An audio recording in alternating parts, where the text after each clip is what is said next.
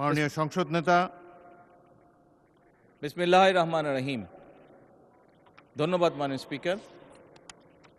প্রথমেই আমি আল্লাহ রব্বুল আলমিনের কাছে অশেষ শুকরিয়া আদায় করছি, কারণ আল্লাহ রব্বুল আলমিন আজকে আমাদেরকে এই তৌফিক দিয়েছেন। মাননীয় স্পিকার, আপনি এবং আমরা সহ আজ আমরা একটি ফ্যাসিবাদ মুক্ত পরিবেশে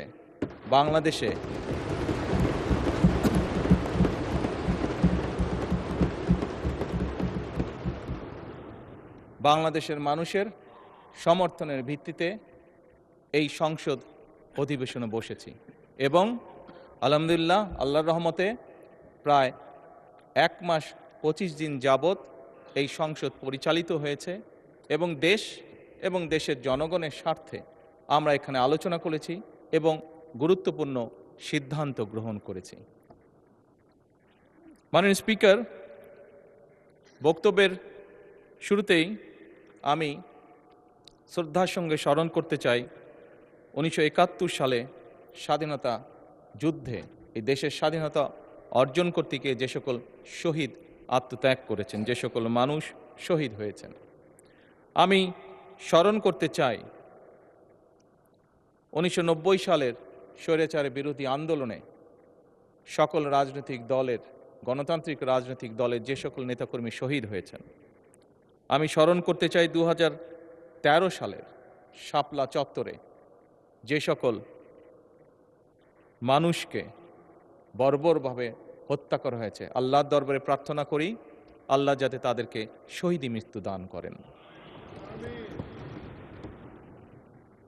মাননীয় স্পিকার, আমি স্মরণ করতে চাই 2009 সাল থেকে 2024 সালের 5ই আগস্ট পর্যন্ত এই দেশের মানুষের কথা বলার অধিকার, রাজনৈতিক অধিকার, অর্থনৈতিক স্বাধীনতা অধিকার যেটা ছিনিয়ে নেওয়া হয়েছিল, সেই অধিকার পুনঃপ্রতিষ্ঠার জন্য যে সকল মানুষ আত্মত্যাগ করেছেন প্রত্যেকটি মানুষকে আমি স্মরণ করতে চাই, তাদের আত্মার মাগফিরাত কামনা করতে চাই। একই সাথে এই দীর্ঘ 1 যুগেরও বেশি সময় ধরে সকল রাজনৈতিক দল যারা গণতন্ত্রে বিশ্বাসী, যারা রাজপথে থেকে দুর্বার প্রতিরোধ গড়ে তুলেছিল স্বৈরাচারের বিরুদ্ধে, এবং সেই রাজনৈতিক দলের যে সদস্যরা বিভিন্নভাবে আহত হয়েছে তাদেরকে শ্রদ্ধার সঙ্গে আজকের এই সংসদ অধিবেশনে আমি স্মরণ করতে চাই। মাননীয় স্পিকার, আজকের এই সংসদ, মাননীয় সম্মানিত বিরোধী দলীয় নেতা সঠিকভাবেই বলেছেন যে আজকের এই সংসদের দিকে সমগ্র বাংলাদেশ তাকিয়ে আছে। এই সংসদের দিকে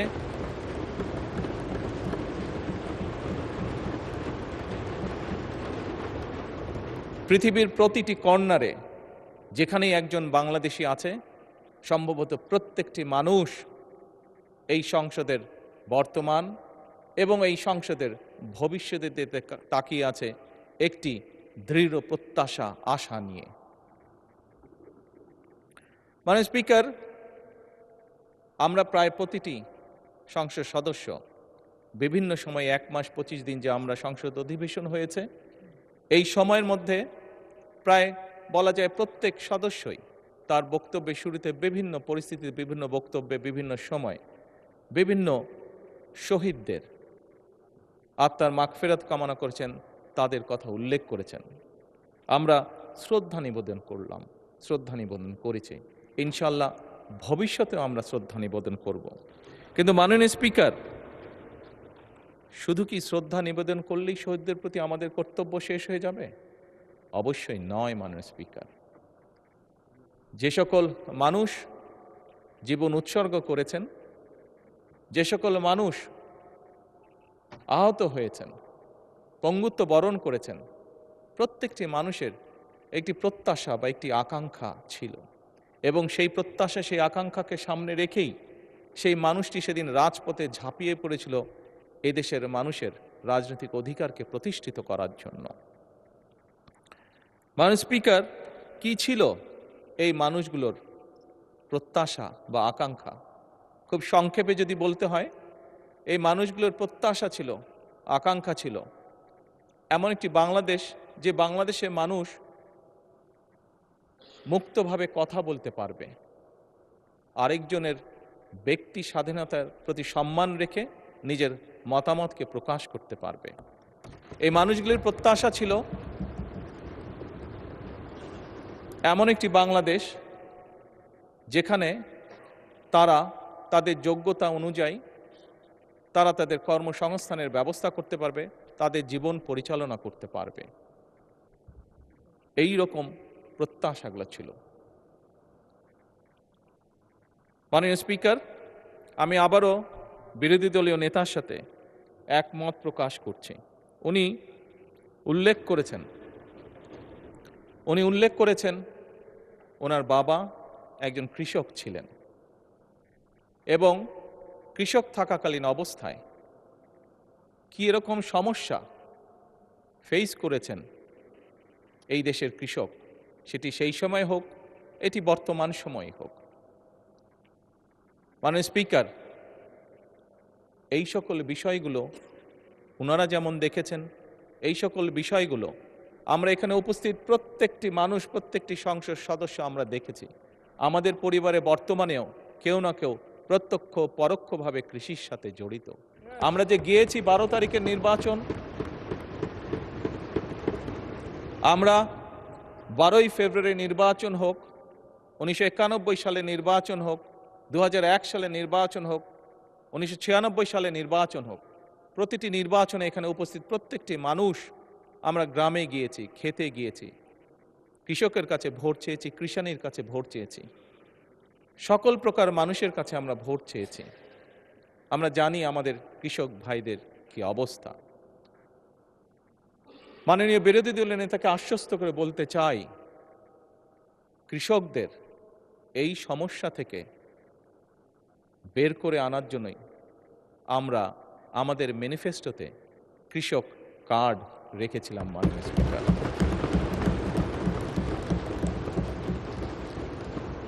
আবারও নির্দ্বিধায় বলতে হবে, আল্লাহ রব্বুল আলমের কাছে শুকরিয়া আদায় করা ছাড়া কোনোই উপায় নেই।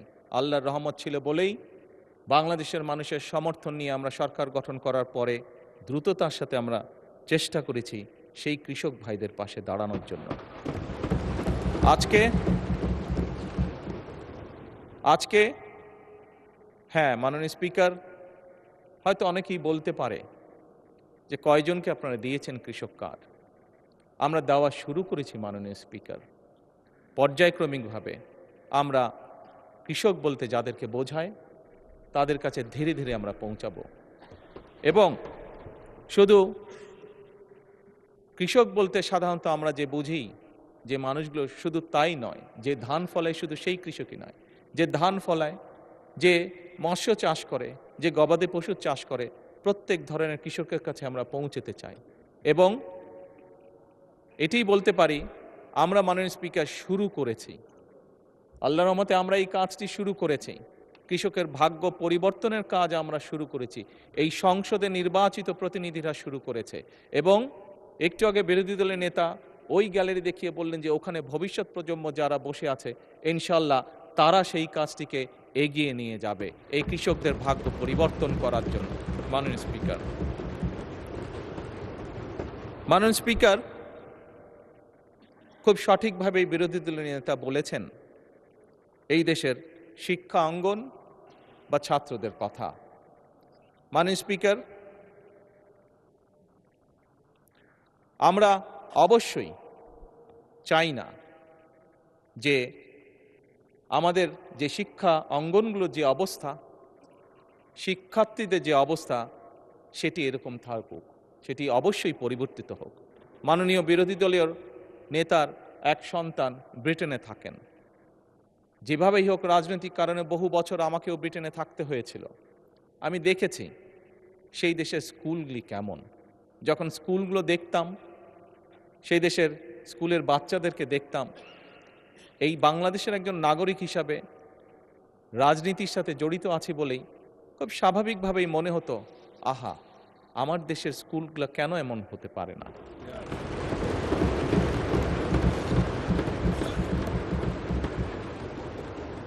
মাননীয় স্পিকার, দেখেছি সেখানে কিভাবে প্রাইমারি স্কুলের কথা যদি বলি, আমি যেখানে থাকতাম তার আশেপাশে প্রাইমারি স্কুল ছিল, সেজন্যই সেটি বেশি চোখে পড়তো। সকালে এবং বিকালে যদি কোথাও বেরোতাম, দেখতাম যে বাচ্চারা যাচ্ছে, দেখতাম বাচ্চারা কি সুন্দর কাপড় চোপড় পরে যাচ্ছে, পায়ে জুতো, মোজা, সুন্দর শার্ট প্যান্ট, যার যেটি স্কুল ড্রেস সেটি পরে যাচ্ছে। মাননীয় স্পিকার, মনের মধ্যে একটি কষ্ট হতো যে আমার দেশের প্রাইমারি স্কুলের বাচ্চারা কবে এরকম সুন্দরভাবে স্কুলে যাবে। মাননীয় স্পিকার, প্রাইমারি স্কুলের টিচার 2-4 জন যাদেরকে চিনতাম, দেখতাম যে তারা কি সুন্দরভাবে বাচ্চাদেরকে ক্লাসে শিক্ষা দান করছে। মাননীয় স্পিকার, আজকে এই সংসদকে আল্লাহ রাব্বুল আলামিন রহমত করেছেন এবং সে কারণেই মাননীয় স্পিকার আমাদের পক্ষে সিদ্ধান্ত নেওয়া সম্ভব হয়েছে। আমরা সেদিন যেই প্রত্যাশাটি, মনের মধ্যে যে আশাটি ছিল, আল্লাহ চান তো এই আশা আমরা ইনশাল্লাহ পূরণ করতে পারবো। সেজন্যই এই সংসদে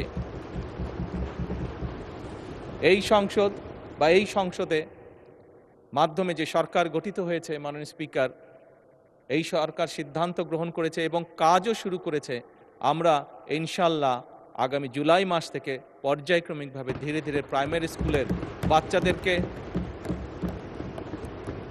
স্কুল ব্যাগ দিব, পর্যায়ক্রমিকভাবে বাচ্চাদের আমরা স্কুল ড্রেস দিব এবং পর্যায়ক্রমিকভাবে মাননীয় স্পিকার আমরা বাচ্চাদেরকে জুতার ব্যবস্থা ইনশাল্লাহ করব। এখন আসুন, মাননীয় স্পিকার, বিরোধী দলীয় নেতা বলেছেন পরিবেশের কথা। কিসের পরিবেশ? শিক্ষাঙ্গনের পরিবেশ। উনি ওনার কিছু কনসার্ন এক্সপ্রেস করেছেন। মাননীয় স্পিকার, আমিও এই দেশের শিক্ষা প্রতিষ্ঠানে পড়েছি।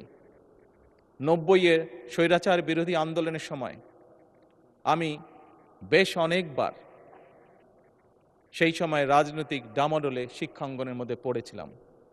2-1বার বেশ সিরিয়াস অবস্থার মধ্যে পড়ে গিয়েছিলাম। মাননীয় স্পিকার, স্বাভাবিকভাবেই আমি চাই আমার দেশের সন্তানেরা একটি সুন্দর পরিবেশে লেখাপড়া করুক। মাননীয় স্পিকার, সার্বিক বিশ্ব পরিস্থিতিতে আমরা দেখেছি বিশ্বের প্রত্যেকটি দেশ মধ্যপ্রাচ্যে যে ক্রাইসিস যাচ্ছে, যে যুদ্ধ অবস্থা, তার কারণে পৃথিবীর প্রায় প্রত্যেকটি দেশ জ্বালানির সমস্যার সম্মুখীন হয়েছে, যার তাপ হয়তো বাংলাদেশে এসেও লেগেছে। বাংলাদেশের মানুষ বেশ কিছুদিন কষ্ট পেয়েছে এটিতে। আমি বিরোধী দলের নেতার সাথে এই ব্যাপারে কম বেশি একমত। মাননীয় স্পিকার, বিরোধী দলের পক্ষ থেকে সেদিন একটি প্রস্তাবনা দেওয়া হয়েছিল যে এই সমস্যাটি যদি আমরা উভয় একসাথে বসি আলোচনা করি, তাহলে হয়তো মিটমাট করা বা একটা সুরাহা বের করা সম্ভব হবে। মাননীয় স্পিকার, সেদিন পরের দিন আপনি উপস্থিত ছিলেন এই সংসদে। আপনার সামনেই আমি আমাদের অবস্থান থেকে আমাদের প্রস্তাবনা বিরোধী দলের কাছে উপস্থাপন করেছি। আমরা যৌথভাবে একটি কমিটি গঠন করেছি এ ব্যাপারে আলোচনা করে কি সিদ্ধান্ত নেওয়া যায় যাতে দেশের মানুষ স্বস্তিতে থাকতে পারে। মাননীয় স্পিকার, আমি মনে করি আমরা আজও এই সমস্যার সমাধান উভয় পক্ষ একসাথে বসে নিশ্চয়ই ইনশাল্লাহ বের করতে সক্ষম হব।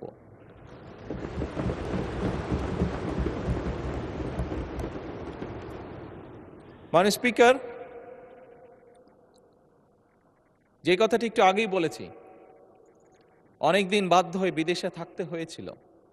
এছাড়াও এর আগে যখন দেশে ছিলাম, মাননীয় স্পিকার, দলীয় রাজনৈতিক কারণে প্রায় বাংলাদেশের বিভিন্ন গ্রাম, জেলা, উপজেলা, পৌরসভা সফর করেছি দলীয় কাজে।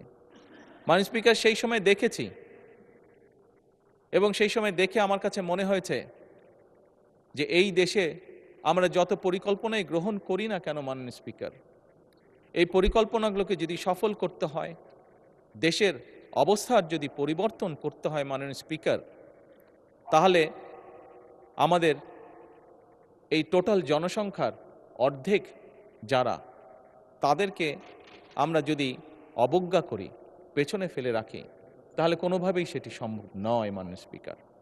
এবং সে কারণেই মাননীয় স্পিকার 1991 থেকে 96 এবং 2001 থেকে 2006 সাল যখন বাংলাদেশ জাতীয়তাবাদী দল দেশনেত্রী খালেদা জিয়ার নেতৃত্বে দেশ পরিচালনার দায়িত্বে ছিল, তখন আমরা মেয়েদের শিক্ষা ব্যবস্থা ক্লাস 12 পর্যন্ত আমরা ফ্রি করেছিলাম।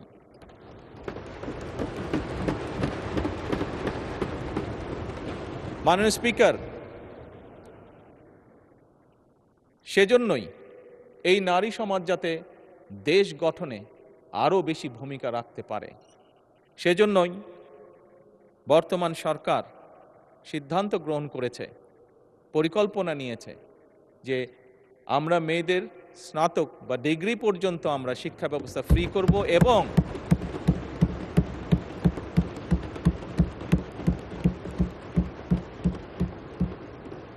মাননীয় স্পিকার, যারা ভালো রেজাল্ট করবে, যে সকল মেয়েরা ভালো রেজাল্ট করবে, তাদেরকে আমরা উপবৃত্তির ব্যবস্থা করব ইনশাআল্লাহ সরকার থেকে।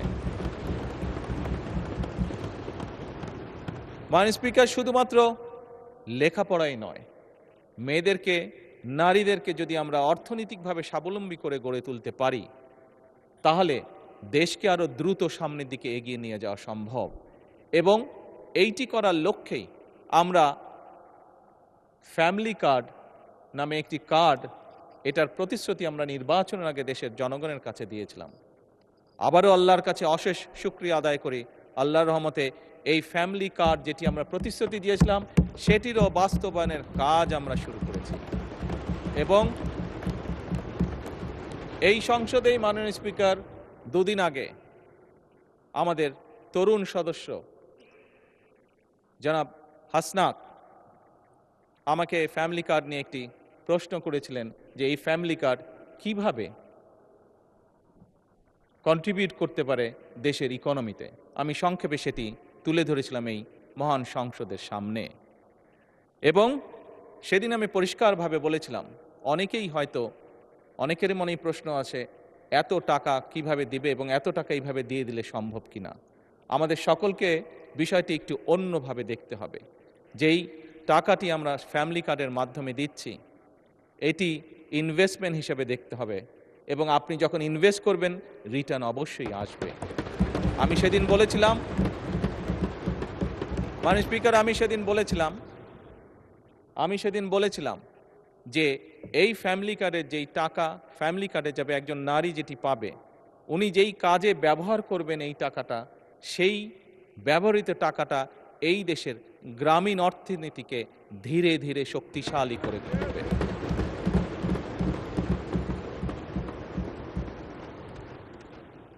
মাননীয় স্পিকার,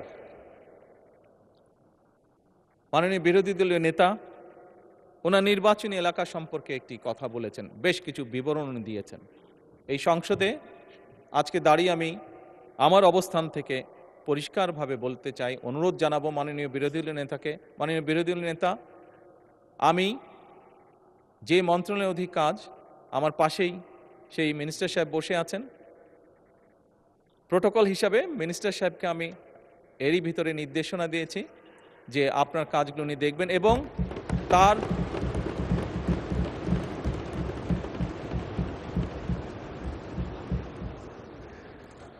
বিরোধী দলীয় উপনেতা উপদে কিছু বলতে চাইছেন, কোনো অসুবিধা নেই।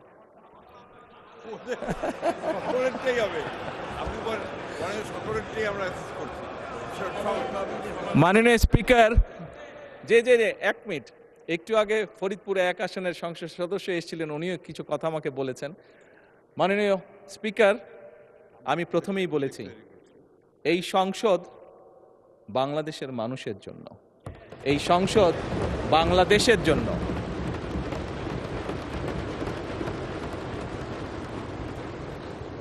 মাননীয় স্পিকার, যে কথাটি বলছিলাম, আমি বিরোধী দলের নেতা এবং উপনেতা, স্বাভাবিকভাবে যেহেতু ওনারা নেতা এবং উপনেতা, স্বাভাবিকভাবে লিডার তো কিছুটা প্রায়োরিটি পাবেই। ওনাদের দুজনকে বলব, দয়া করে আপনাদের বিষয়গুলো যদি আমার অফিসেও যদি একটা কপি পাঠিয়ে দেন, আমি নিজে চেষ্টা করব দেখার জন্য বিষয়গুলো।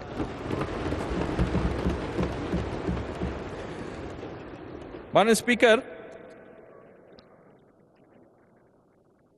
উনি ওনার এলাকার সমস্যার কথা বলতে গিয়ে একটি কথা বলেছেন। ওনার এলাকার জলবদ্ধতার কথা বলেছেন, খালের কথা বলেছেন। মাননীয় স্পিকার, আপনি দেখেছেন এই সংসদেই গতকাল চট্টগ্রামের ভারী বর্ষণের কারণে কিছু কিছু জায়গায় জলবদ্ধতা হয়েছিল এবং এখানে বসে দ্রুততার সাথে আমি স্থানীয় সরকার প্রতিমন্ত্রী যে আছে তাকে তাৎক্ষণিকভাবে চট্টগ্রামে পাঠিয়েছিলাম বিষয়টি দেখে যত দ্রুত সম্ভব ফয়সলা করার জন্য। মাননীয় স্পিকার, এই ঘটনাটা দিয়ে আমি যেটা বলতে চাইছি সেটা হচ্ছে যে এই সরকার জনগণের নির্বাচিত সরকার, এই সরকার জনগণের কাছে জবাবদিহিমূলক সরকার এবং সে কারণেই মাননীয় স্পিকার এবং সে কারণেই আমরা আমাদের দ্রুততার সাথে আমরা চেষ্টা করেছি ব্যবস্থা গ্রহণ করতে, যাতে যত দ্রুত সম্ভব জনগণের সমস্যা লাঘব করা সম্ভব হয়। একই সাথে মাননীয় স্পিকার, আমি আবার কৃষকের কাছে ফিরে যেতে চাই। আমরা জানি, দেখেছি, আজকেও যদি আমরা পত্রপত্রিকা খুলি, সবগুলো পত্রপত্রিকাতে আজকে নিউজ আছে আমাদের বিভিন্ন অঞ্চলগুলো, নেত্রকোনা, কিশোরগঞ্জ, সুনামগঞ্জ, ময়মনসিংহ সহ আরও বেশ কিছু অঞ্চল মাননীয় স্পিকার ভারী বর্ষণের কারণে গত 48 ঘন্টায় বেশ ভারী বর্ষণ হয়েছে অনেকগুলো জায়গায় এবং তার কারণে বোরো ফসলে অনেক ক্ষতি হয়েছে। মাননীয় স্পিকার, এখানে আমাদের ত্রাণ মন্ত্রী বসে আছেন দুলু সাহেব, যার কথা বিরোধী দল নেতা উল্লেখ করেছেন।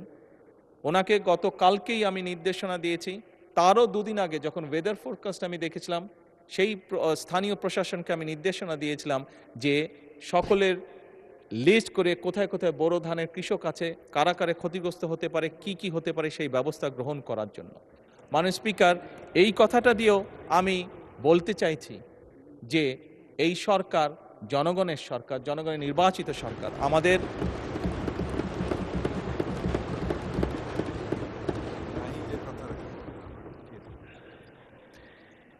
জনগণের নির্বাচিত সরকার এবং আমাদের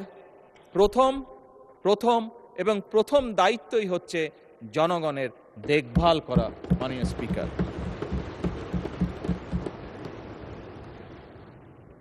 এবং সে কারণে মাননীয় স্পিকার, বিরোধী নেতা এলাকায় উনি যে কষ্টটা পাচ্ছেন জলাবদ্ধতার কারণে, এই সমস্যাটি সমগ্র বাংলাদেশেই কম বেশি আছে।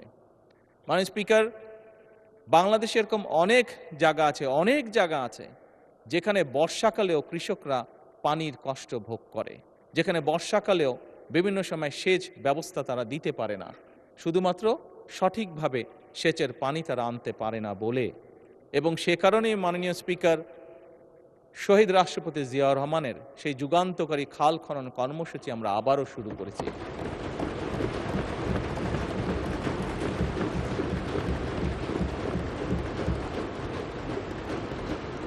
এই খাল খনন কর্মসূচি শুধুমাত্র যে সেচের পানির জন্য আমরা করছি তা নয়। এই খাল খনন, এটা 10,000 টাকা, যেটা অসুবিধা নেই বলুন।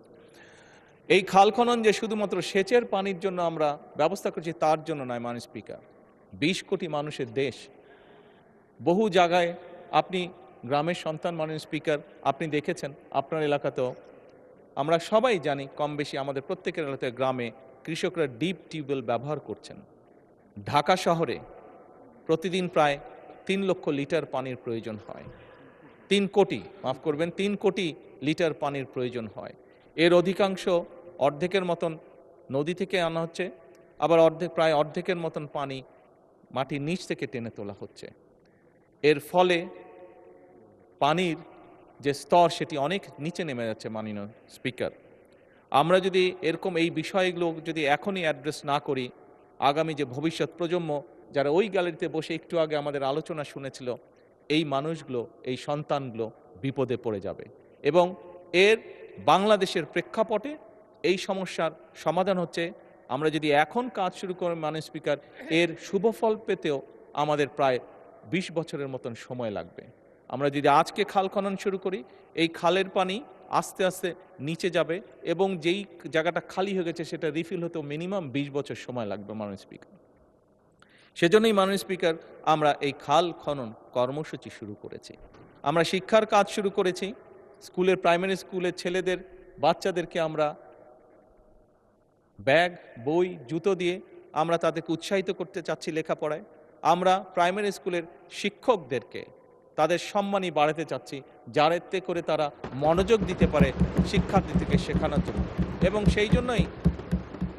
সেই জন্যই মাননীয় স্পিকার আমরা আমাদের ম্যানিফেস্টোতে বলেছিলাম যে আমরা আমাদের টোটাল বাজেটের প্রায় 5% আমরা শিক্ষা খাতে রাখতে চাই। একই সাথে মাননীয় স্পিকার স্বাস্থ্যের কথা এসেছে। এখানে আমার দলের সংসদ সদস্য, বিরোধী দলের সংসদ সদস্য, বহু সংসদ সদস্য বিভিন্ন সময় উল্লেখ করেছেন যে তাদের এলাকায় যে হাসপাতাল আছে, হয়তো একটি বিল্ডিং আছে মাত্র, কিন্তু সেই বিল্ডিংয়ে হয়তো সঠিক ওষুধ নাই, সঠিক যন্ত্রপাতি নাই, সঠিকভাবে ডাক্তার নেই। মাননীয় স্পিকার, সেজন্যই আমরা ঠিক করেছি যে আমরা জিডিপির একটি বড় অংশ শিক্ষা এবং আমাদের স্বাস্থ্য খাতে আমরা ব্যয় করব। এবং মাননীয় স্পিকার, নিশ্চয়ই এই সংসদে আমার আগে বিরোধী দলের নেতা বক্তব্য রেখেছেন, ওনার পরে আমি বক্তব্য রাখছি। উনি যেই কথাগুলো বলেছেন তার পরিপ্রেক্ষিতে আমি যেই কথাগুলো বলছি, নিশ্চয়ই সবাই বুঝতে পারছেন আমাদের লক্ষ্য এক, আমাদের উদ্দেশ্য এক।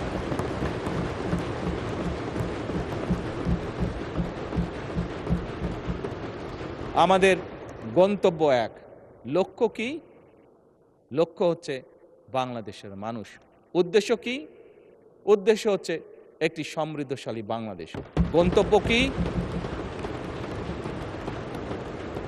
গন্তব্য কি? একটি স্বনির্ভর, নিরাপদ, আত্মনির্ভরশীল বাংলাদেশ।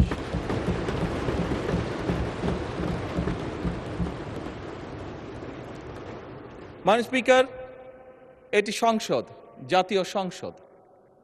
মাননীয় বিরোধী দলের নেতা বলেছেন আমরা এগ্রি করছি ডিসএগ্রিমেন্টের জন্য। Agree to disagree. মাননীয় স্পিকার, পৃথিবীর তাবৎ দেশ যারা গণতন্ত্রের চর্চা করে, প্রত্যেকটি পার্লামেন্টেই এটি একটি স্বীকৃত বিষয়। মাননীয় স্পিকার, ইয়েস, আজকে হয়তো জুলাই সনদ নিয়ে অনেক কথা হয়েছে, আমি সেই ডিবেটেই যাব না। কারণ একটু আগেই আমি বলেছি আমাদের লক্ষ্য, উদ্দেশ্য, গন্তব্য হচ্ছে এই দেশ, দেশের জনগণ এবং একটি আত্মনির্ভরশীল সমৃদ্ধশালী বাংলাদেশ। মাননীয় স্পিকার, আমি আবারও বিরোধী দলের নেতার সাথে একমত পোষণ করছি। আমরা গত প্রায় 1.5 মাস ধরে আলোচনা করেছি এই সংসদে। হ্যাঁ, আমরা অনেকগুলো গুরুত্বপূর্ণ বিল পাশ করেছি। বিলের বিষয়ে কোনো বিষয়ে আমরা একমত হয়েছি, কোনো বিষয় হয়তো আমাদের দ্বিমত আছে। মাননীয় স্পিকার, পরিষ্কারভাবে আমার দলের অবস্থান থেকে আমি বলতে চাই যে সকল বিষয়ে আমাদের দ্বিমত রয়েছে আমরা বিরোধী দলের সদস্যদের সাথে বসবো, আলোচনা করব, দেশের স্বার্থে আমরা সমাধান বের করব।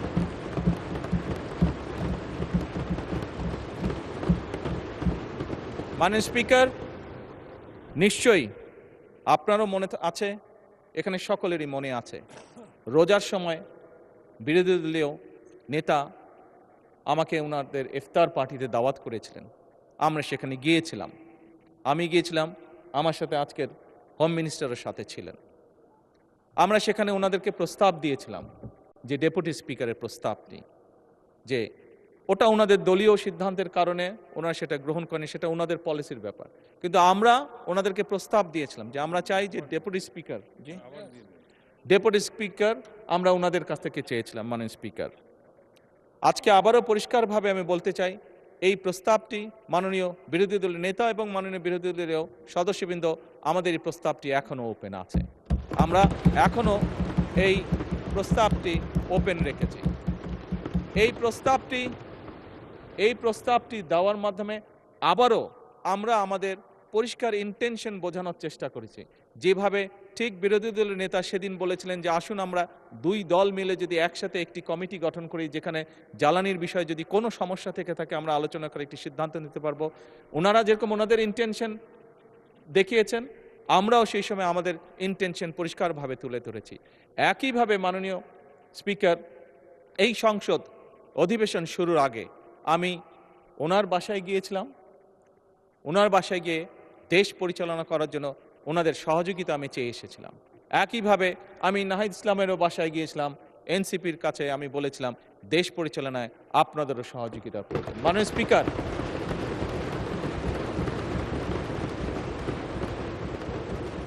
আমি এবং বিরোধী দলের নেতা উভয় আমরা বলেছি সমগ্র বাংলাদেশ এই সংসদ তাকিয়ে আছে, সমগ্র বাংলাদেশ এই সংসদের দিকে তাকিয়ে আছে একটি সুন্দর ভবিষ্যতের জন্য, তাকিয়ে আছে একটি সমৃদ্ধশালী বাংলাদেশের জন্য। মাননীয় স্পিকার, এবং সে কারণেই আমরা মনে করি এটি হয়তো বোঝার ভুল হতে পারে বা দেখার ভুল হতে পারে, হতেই পারে, মানুষ মাত্র ভুল হতেই পারে, কিন্তু আমাদের পক্ষ থেকে, সরকারের পক্ষ থেকে মাননীয় স্পিকার, আমি বলেছি, আমি বলবো এবং বলছি, ইনশাআল্লাহ ভবিষ্যতেও বলবো, এখনো বর্তমানেও বলছি, আমরা চাই আমরা একসাথে কাজ করব। কাজ করতে গেলে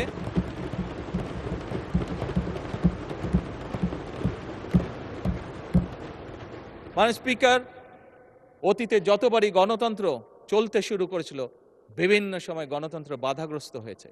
গণতন্ত্র যতবারই বাধাগ্রস্ত হয়েছে দেশের অর্থনীতি বাধাগ্রস্ত হয়েছে। গণতন্ত্র যতবারই বাধাগ্রস্ত হয়েছে দেশের স্বাস্থ্য ব্যবস্থা বাধাগ্রস্ত হয়েছে। গণতন্ত্র যতবারই বাধাগ্রস্ত হয়েছে দেশের মানুষের কর্মসংস্থান বাধাগ্রস্ত হয়েছে। গণতন্ত্র যতবারই বাধাগ্রস্ত হয়েছে দেশের অর্থনীতি, মাননীয় স্পিকার, বাধাগ্রস্ত হয়েছে। কাজেই এই মুহূর্তে আমরা সকলে যদি গিয়ে একটি সাধারণ মানুষকে জিজ্ঞেস করেছি তুমি কি চাও, আমি বিশ্বাস করি একজন সাধারণ মানুষ বলবে আমরা শান্তি চাই। একজন সাধারণ মানুষ বলবে আমরা নিরাপদ রাস্তা চাই। একজন সাধারণ মানুষ বলবে আমি আমার লেখাপড়া শেষ করে আমি একটি কর্মসংস্থান চাই। একজন গৃহিণী বা একজন নারী বলবে আমি নিরাপদে রাস্তায় যেতে চাই। মাননীয় স্পিকার, আজকে আমরা ইতিহাস নিয়ে হয়তো অনেক ডিবেট করেছি, কিন্তু মাননীয় স্পিকার, আমাদের এই ইতিহাসের ডিবেট সেই হামে অসুস্থ বাচ্চার মার মন কি শান্ত করতে পারবে? পারবে না। তার জন্য তো মাননীয় স্পিকার,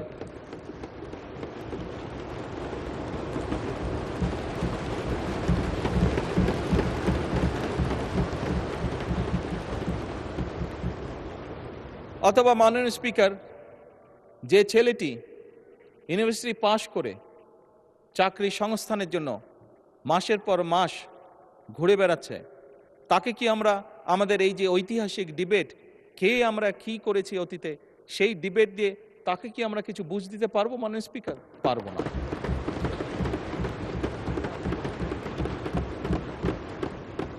মাননীয় স্পিকার, আমি একটু আগেই বলেছি যে বোরো ধানের এই যেখানে অতিবৃষ্টি হয়েছে সেখানে যেই ফসল কৃষকরা ক্ষতিগ্রস্ত হয়েছে, তাদের কাছে যদি আমরা আমাদের এই মহান সংসদের মূল্যবান ঐতিহাসিক ডিবেট উপস্থাপন করি, সে যে ফসল হানির যে কষ্ট, সেই কষ্ট কি তার লাঘব করা সম্ভব হবে? যদি তার জন্য আমরা কোনো একটি ব্যবস্থা করতে না পারি যে আগামী 3 মাস সে কি খাবে, হবে না। মাননীয় স্পিকার, তাকে আমার খাবারের ব্যবস্থা করতে হবে, ওই বেকার যুবকটির জন্য আমার কর্মসংস্থানের ব্যবস্থা করতে হবে, হামে আক্রান্ত শিশুর জন্য তার মায়ের সান্ত্বনার জন্য আমাকে ওষুধের ব্যবস্থা করতে হবে।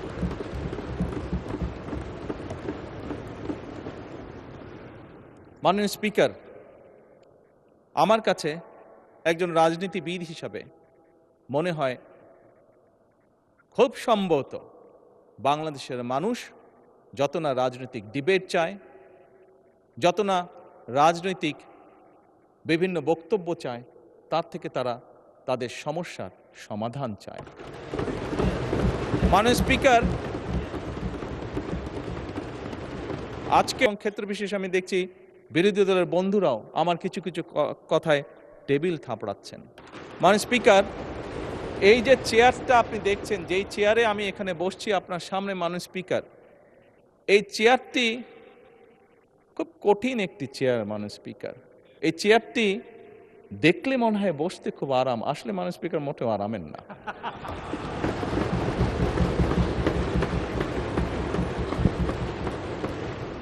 এই চেয়ারটিতে বসলে মাননীয় স্পিকার প্রতি মুহূর্তে মনে হয় যে আগুনের তপ্ত হিট আসছে। মাননীয় স্পিকার, হাসার কিছু নেই, আমি যা ফিল করি আমি আপনাদেরকে তাই বলছি।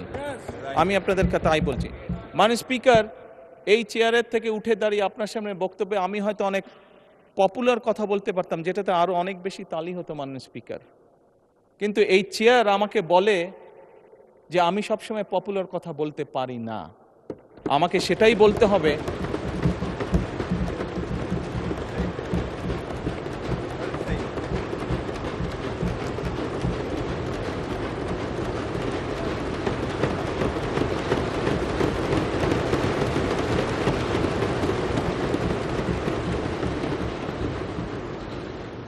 মাননীয় স্পিকার, একজন রাজনীতিবিদ হিসাবে আমারও তো ইচ্ছা করে পপুলার কথা বলতে, যাতে জোরে জোরে তালি পাই, কিন্তু এই চেয়ার প্রতি মুহূর্তে আমাকে স্মরণ করে দেয়, no, you have to take the right decision, not the popular decision.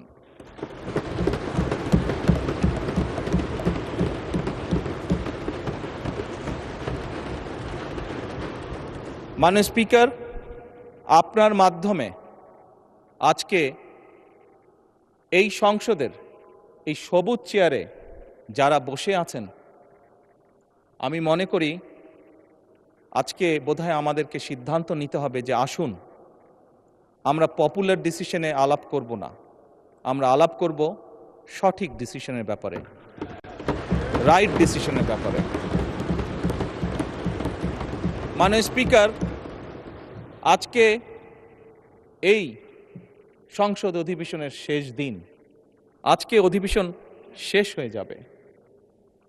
আমার সংসদ নেতা হিসেবে আমার দলের সদস্যদের কাছে, বিরোধী দলীয় বন্ধুদের কাছে, সহকর্মীদের কাছে, সদস্যদের কাছে আমার অনুরোধ থাকবে যে আসুন আগামী অধিবেশন যেটি শুরু হবে সেখানে আমরা আলোচনা করব আমরা কত দ্রুত দেশে বিদ্যুতের সমস্যার সমাধান করতে পারি।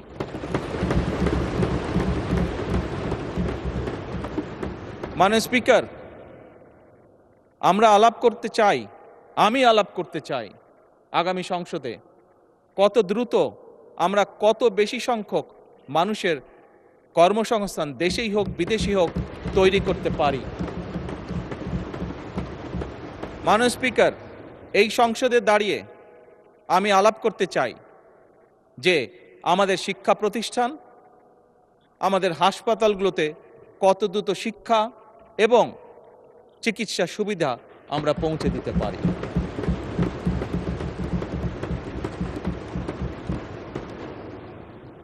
মাননীয় স্পিকার, দিনের কার্যবিধিতে আপনি যখন শুরু করেন, বিভিন্ন সময় বিভিন্ন সংসদ সদস্য বলে ওঠেন তার এলাকায় রাস্তা লাগবে, তার এলাকায় ব্রিজ লাগবে, কারো এলাকায় কালভার্ট লাগবে। স্বয়ং বিরোধী দলীয় নেতা ওনার এলাকার সমস্যার কথা বলেছেন। মাননীয় স্পিকার, আমরা যদি দেশের পরিস্থিতি স্থিতিশীল রাখতে না পারি, দেশে আমরা যদি অর্থনৈতিকভাবে শক্তিশালী করতে না পারি, মাননীয় স্পিকার, বর্তমান প্রেক্ষাপটে যেখানে 30 লক্ষ কোটি টাকার ঋণ নিয়ে এই সংসদ দেশ পরিচালনা শুরু করেছে, সেই দেশকে আমরা এগিয়ে নিতে পারবো না। আমরা যদি একটি স্টেবল গভর্নমেন্ট রাখি, আমরা যদি একটি স্টেবল পার্লামেন্ট এনশিওর করতে না পারি, মাননীয় স্পিকার, আমরা কোনোভাবেই এই দেশকে সামনে নিয়ে যেতে পারবো না। মাননীয় স্পিকার, এই দেশকে যদি সামনে নিতে হয় তাহলে অবশ্যই আমাদের উভয় পক্ষকে একসাথে কাজ করতে হবে। হ্যাঁ, বাংলাদেশে আইটি শিল্পের বিকাশ কিভাবে হবে এ ব্যাপারে হয়তো আমাদের মধ্যে ডিবেট হতে পারে, এ ব্যাপারে আমাদের মধ্যে দ্বিমত থাকতে পারে, কিন্তু বাংলাদেশের আইটি শিল্পের বহিঃপ্রকাশ হতে হবে, এ ব্যাপারে আমাদের মধ্যে নিশ্চয়ই কোনো ডিবেট নেই। মাননীয় স্পিকার, সেজন্যই আসুন আজকে আমরা সিদ্ধান্ত গ্রহণ করি যে আমাদের আলোচনার বিষয়বস্তু হবে এই দেশের মানুষের ভাগ্যের পরিবর্তন। আমাদের আলোচনার বিষয়বস্তু হবে আমাদের আলোচনার মাননীয় স্পিকার, আমাদের আলোচনার বিষয়বস্তু হবে যে আমরা অন্য দেশের উদাহরণ দেব না, বরং আমাদের দেশকে আমরা সামনে এগিয়ে নিয়ে যাব। মাননীয় স্পিকার, 1971 সালে এই দেশ যখন স্বাধীন হয়েছে, এই মুহূর্তে আমরা বিভিন্ন বিবেচনায় আমাদের দেশকে যদি স্ট্যান্ডার্ডে ধরি, আমাদের মতন অনেকগুলো দেশ ছিল যারা হয়তো 1972-73 সালে স্বাধীন হয়েছে, তারা আমাদের থেকে এগিয়ে গিয়েছে। মাননীয় স্পিকার, আমরা পারিনি কেন? বিকজ বিভিন্নভাবে এই দেশকে, একটু আগেই যেটা বলেছি মাননীয় স্পিকার, বাধাগ্রস্ত করা হয়েছে গণতন্ত্রকে। মাননীয় স্পিকার, গণতন্ত্র বাধাগ্রস্ত যদি হয়, গণতন্ত্র প্রতিবার বাধাগ্রস্ত হলে অর্থনীতি, শিক্ষা, স্বাস্থ্য সব কিছু বাধাগ্রস্ত হবে। কাজেই মাননীয় স্পিকার, আপনার মাধ্যমে আমি বিরোধী দলীয় সহকর্মীদের কাছে আহ্বান জানাতে চাই, আসুন আমরা ডিবেট করব, আমরা বিতর্ক করব, আমরা আলাপ করব, আমরা আলোচনা করব, আমরা বসবো, কথা বলবো, কিন্তু কোনোভাবেই এই সংসদকে ব্যর্থ হতে দেওয়া যাবে না।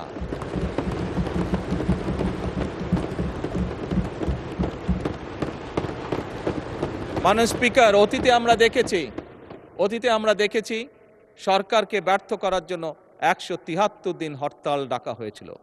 মাননীয় স্পিকার, হ্যাঁ, সেই সরকার হয়তোবা ক্ষতিগ্রস্ত হয়েছিল, সরকার হয়তো পরবর্তীতে ক্ষমতায় থাকেনি, ক্ষমতায় আসেনি, কিন্তু মাননীয় স্পিকার, কেউ একজন সদস্য, সেটি আমার দলের সদস্য হোক, সেটি বিরোধী দলীয় সদস্যরা হোক, বুকে হাত দিয়ে বলতে পারবেন যে বাংলাদেশ ক্ষতিগ্রস্ত হয়নি? এই 173 দিনের হরতালে বাংলাদেশ ক্ষতিগ্রস্ত হচ্ছে, যেই ক্ষতির মাসুল আজও আমাদেরকে টেনে নিয়ে যেতে হচ্ছে বছরের পর বছর, যুগের পর যুগ। মাননীয় স্পিকার, কাজেই মাননীয় স্পিকার, আমি আর সময় নিব না। অনেক বিরোধী দলীয় নেতাকে আপনি সময় রিমাইন্ডার দিয়েছেন, আমি চাই না যে আমাকে আপনি সময় রিমাইন্ডার দিন। মাননীয় স্পিকার,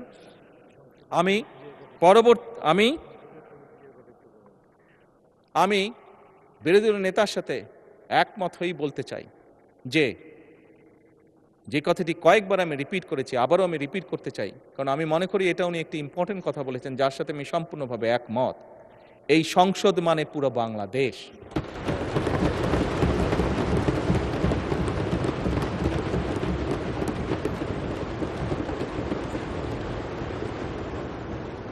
এই সংসদের সফলতা মানে ভবিষ্যৎ সমৃদ্ধ বাংলাদেশ। এবং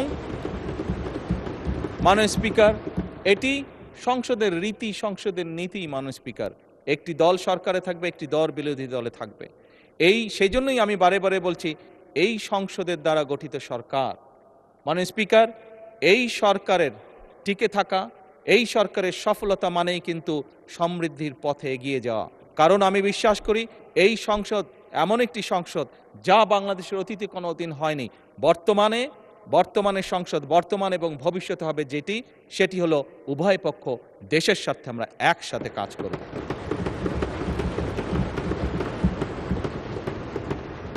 মাননীয় স্পিকার, আমরা উভয় পক্ষ, আসুন, কেউ কাউকে ব্যর্থ করতে চাইব না। কারণ আপনি এবং আমি, আপনারা এবং আমরা মিলেই কিন্তু পূর্ণ সংসদ। আমরা মিলেই কিন্তু পূর্ণ সংসদ। কাজে আপনি ব্যর্থ হলে আমি ব্যর্থ, আমি ব্যর্থ হলে আপনি ব্যর্থ, এই কথাটি আমাদেরকে মনে রাখতে হবে। এবং আমরা যে কোনো একজন ব্যর্থ হলেই বাংলাদেশ ব্যর্থ হয়ে যাবে। আমরা কেউই, এই সংসদের কোনো একজন সদস্য, আমরা শয়নে স্বপ্নে কেউ ব্যর্থ বাংলাদেশ দেখতে চাই না। কারণ বর্তমান বাংলাদেশ ৭১-এর পরবর্তী বাংলাদেশ যেরকম শহীদের রক্তের উপরে দাঁড়িয়েছিল, বর্তমান বাংলাদেশ এবং বর্তমান সংসদ একইভাবে হাজারো শহীদের রক্তের উপরে দাঁড়িয়ে আছে।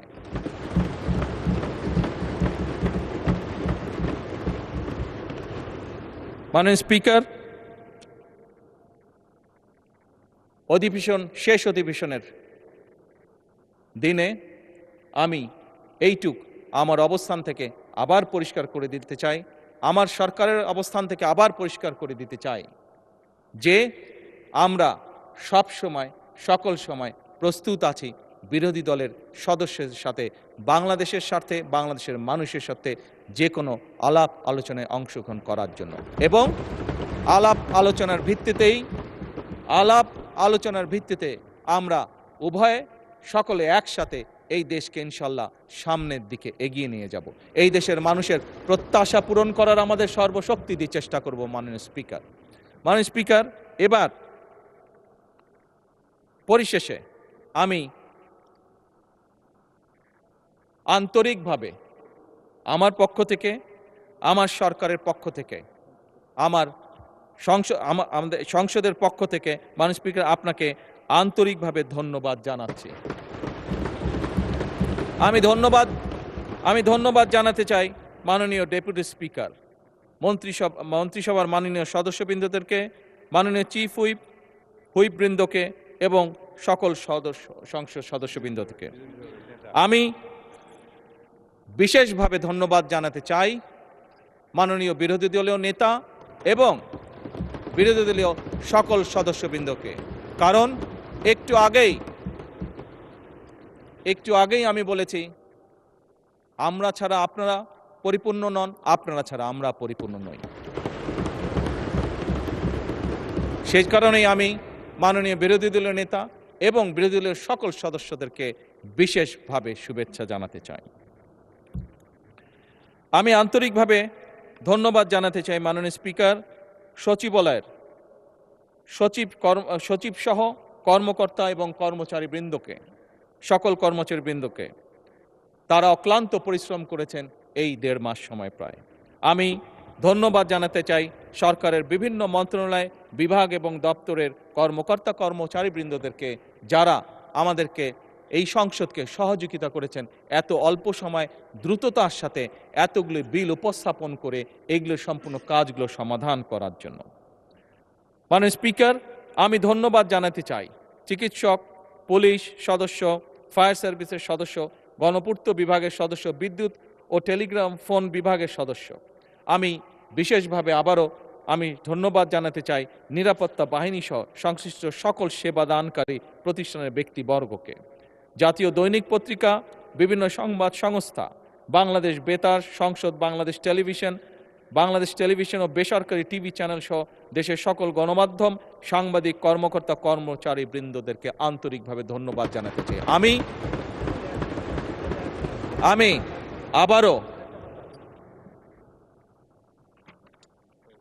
আমি আবারও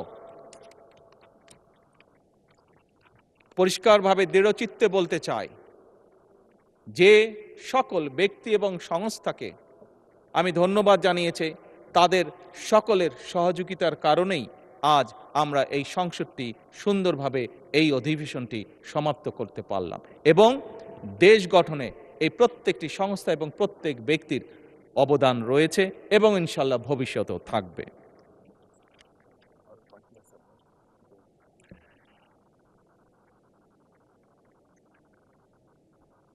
এটা তো বললাম।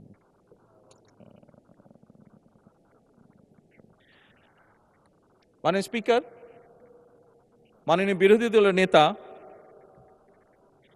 এই সংসদ কার্যালয়ের কর্মকর্তা এবং কর্মচারী বৃন্দ সহ সংসদ ভবন, প্রধানমন্ত্রী দফতরের সহায়ক হিসাবে বিভিন্ন বিটিভি এবং বেতার কর্মরত বিভিন্ন ব্যক্তির বিষয়ে উনি বলেছেন তাদেরকে কিছু সম্মানের ব্যবস্থা করার কথা, আপনাকে অনুরোধ জানিয়েছেন। আমি ওনার এই প্রস্তাবকে সম্পূর্ণভাবে সমর্থন করছি। মাননীয় স্পিকার,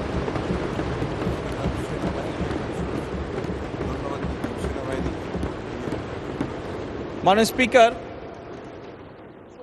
বাংলাদেশের সশস্ত্র বাহিনী বা সেনাবাহিনী, তাদেরকে আমরা যদি আমাদের ধন্যবাদের তালিকায় না আনি সেটি অন্যায় করা হবে। ফ্যাসিবাদের পলায়নের পরে মাননীয় স্পিকার, এই সশস্ত্র বাহিনী এবং সেনাবাহিনী তাদের সর্বোচ্চ দিয়ে চেষ্টা করেছে যে দেশকে একটি সুশৃঙ্খল অবস্থার মধ্যে রাখা,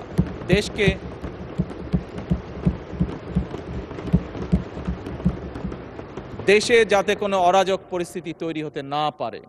আমি আইন শৃঙ্খলা বাহিনী সহ সশস্ত্র বাহিনীর সকল সদস্যবৃন্দদেরকে আন্তরিকভাবে ধন্যবাদ জানাতে চাই তাদের দায়িত্ব সঠিক সুন্দরভাবে পালন করার জন্য। মাননীয় স্পিকার, আবারও আপনাকে আন্তরিক ধন্যবাদ জানিয়ে আমার বক্তব্য শেষ করছি। বক্তব্য শেষ করার আগে আবারও আমি বলছি, সকল সংসদ সদস্যের প্রতি আমার বিনীত আহ্বান থাকবে, আসুন আমরা এই সবুজ চেয়ারের পবিত্রতা রক্ষা করি। যে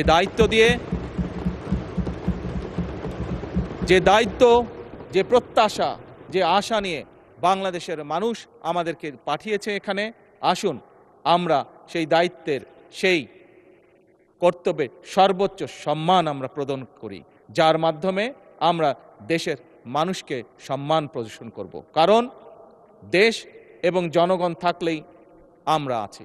দেশ এবং জনগণ সম্মান যদি আমরা না করি, তাহলে আমাদের রাজনীতি হয়তো ব্যর্থ হয়ে যাবে। সেই জন্যই আমাদের সবচেয়ে প্রথম হচ্ছে এই দেশের জনগণ এবং এই প্রিয় মাতৃভূমি বাংলাদেশ। মানে স্পিকার, আপনাকে আন্তরিক ধন্যবাদ। আসসালামু আলাইকুম।